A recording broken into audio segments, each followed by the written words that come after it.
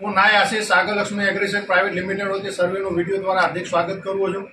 આજે આપણે મહેસાણા જિલ્લાના જોટાણા તાલુકાના સાંથલ ગામે ફાર્મરની મુલાકાત લીધી। તો ફાર્મરનો પરિચય આપણે જાણીશું। પહેલાં મારું નામ પટેલ પ્રણીભાઈ અંબાલાલ, મારું ગામ સાંથલ, તાલુકો જોટાણા, જિલ્લો મહેસાણા। મોબાઈલ નંબર મારો મોબાઈલ નંબર 84 169 28 90।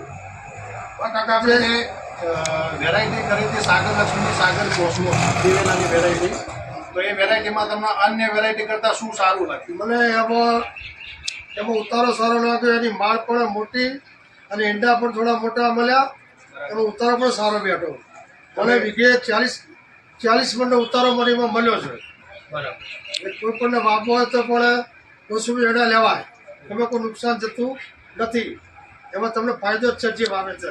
બરાબર। હવે તમે જે ગાળો રાખ્યો તો કાકા, ગાળો શું હતો એરંડા? એ ઈંડાનો ગાળો મેં પોણીમાં 8 ફૂટનો રાખ્યો હતો। બરાબર। અને છોડ વચ્ચેનું અંતર? છોડ વચ્ચેનું અંતર મેં આ વખત તો 1 જ હાથનું રાખ્યું હતું, 2 ફૂટનું। બરાબર। પણ હવે એને તમારે 4 ફૂટે એડો વવાય।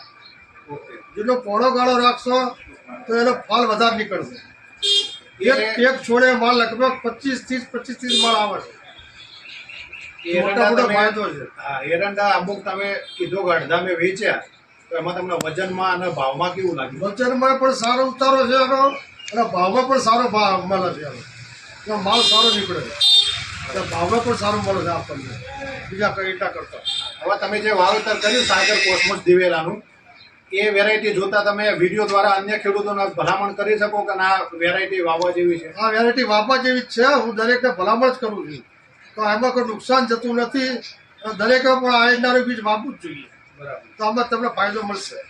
ગયા વર્ષે તમે સાગર કોસ્મોસ દિવેલા કર્યા, તો આ વર્ષે 100% વાવેતર કરવાના તમે? આ વખતે 100% મારા આ દિવેલા જ વાવવાના, બીજું કોઈ વાવેતર કરવાનું નથી।